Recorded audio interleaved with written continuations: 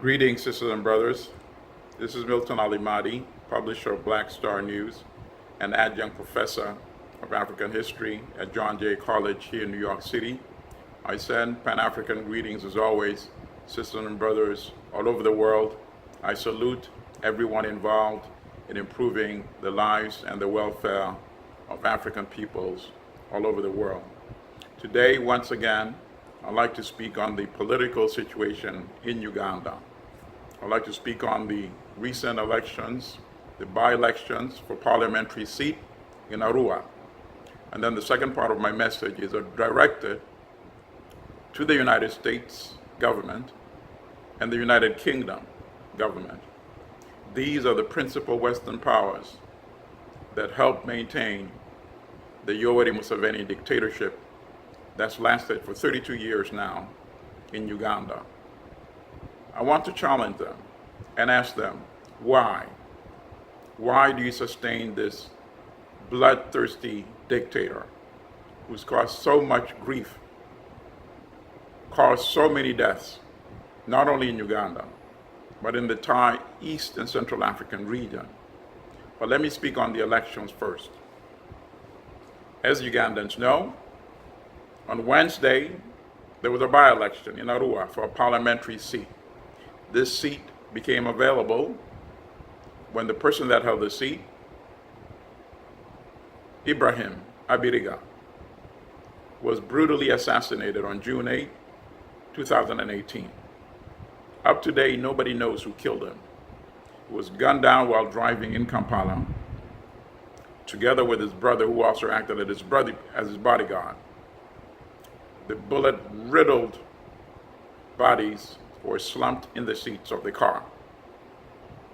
And I emphasize this point, and you will see the importance of it very shortly. Now, before the Wednesday election in Arua, Wednesday the 15th, on Monday, there was an incident.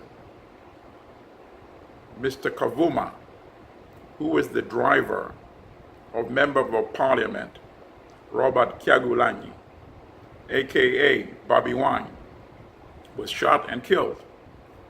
And how was he killed? He also was sitting in the front seat of his car, and the body slumped forward. If you look at the similarity between the way he was killed and the way the late Abiriga was killed, and a year ago, the way Andrew Kawesi, a senior police official, was killed. Kawesi was also shot while inside his car, and his body slumped similarly forward. Put these photographs together and see how identical they look. Is this a mere coincidence?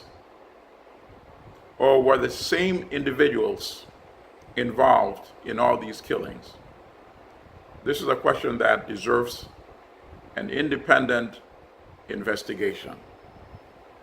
But smart people can also come to their own conclusions. Now let me go back to the election itself. Why was Bobi Wine's driver killed? According to Dictator Yoweri Museveni, Bobi Wine, or Robert Kyagulanyi, together with several other members of parliament who were subsequently arrested, had incited their supporters and the supporters of an opposition candidate, Mr. Wadri, Cassiano Wadri, who was running for that seat, to attack his convoy. Yes, and that one of the vehicles in his convoy was smashed by a stone, thrown by a supporter of these opposition members of parliament and the candidate, Wadri, who was running against Peru, who is the candidate of the ruling National Resistance Movement Dictatorship Party. Nobody believes that incident occurred, that the vehicle belonging to the presidential convoy was attacked. a spokesperson for the dictator released a photograph of a vehicle purportedly showing the smashed window, the back window. People questioned how the window of a bulletproof vehicle could be smashed. So the spokesperson came back with another explanation, saying the window that was smashed was actually the outer window, and that the inner window is the one that is bulletproof. And then adding upon this nonsense, a similar but clearly different picture of a different vehicle was later released, purporting to be the same presidential vehicle. And of course, skeptics wonder, in addition to how a bulletproof window could be smashed with a stone, why there were no traces of glass that remained anywhere on the scene. That is utter nonsense. And even if that had indeed happened, if somebody had thrown a stone at a presidential vehicle,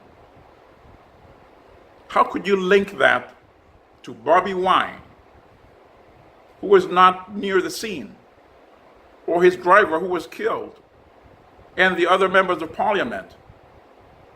And why would they go urging anybody to throw a stone at a presidential vehicle when their candidate, Mr. Wadri, was drawing huge crowds and everybody knew was going to win the election, including Dictator Museveni himself?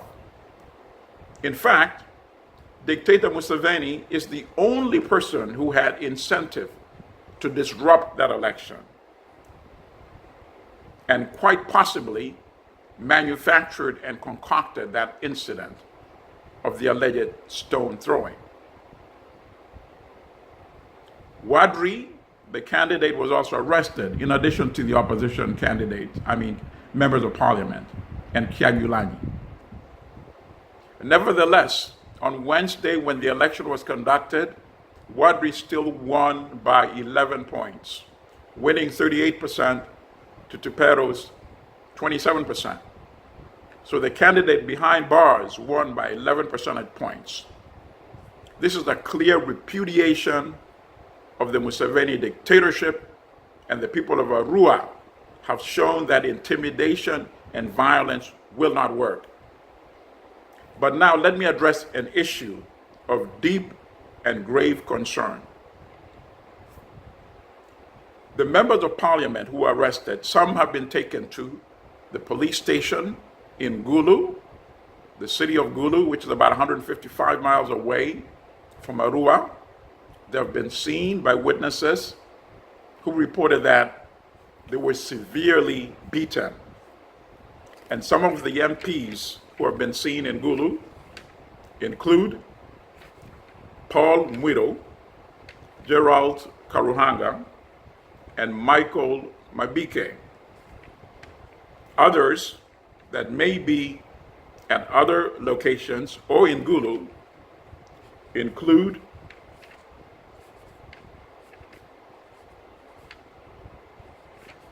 Francis Zake, who actually, a photograph has been circulating on social media showing him with severe facial inflammation, presumably from the beating, and with what appears to be parts of his fingers missing, strapped to a hospital bed and being treated with IV. Robert Kyagulanyi himself is reportedly at a military hospital in Gulu. There have been subsequent reports that he may have been airlifted to Kampala. His lawyer has told media that when he was arraigned and charged for illegal possession of weapons, his condition indicated that he could not walk, and he could not talk, and that he quite possibly was not even aware of the charges being read against him because of the severe beating he has endured. So let me make a couple of points and then wrap up my comments, because the situation is still developing, and I'll give an updated commentary. But let me make a few points before I sign off. Number one, the public must demand for the immediate release of Robert Kyagulanyi so that he can receive the treatment he needs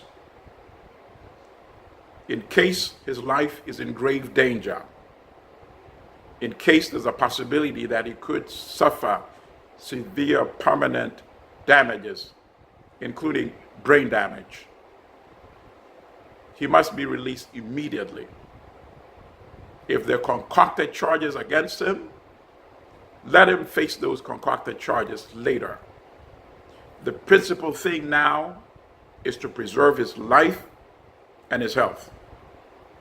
So those who support Dictator Museveni, the United States and United Kingdom, who give him weapons and money, tell this dictator to release Robert Kyagulanyi and all the other members of parliament who are in custody so that they can receive the treatment they deserve.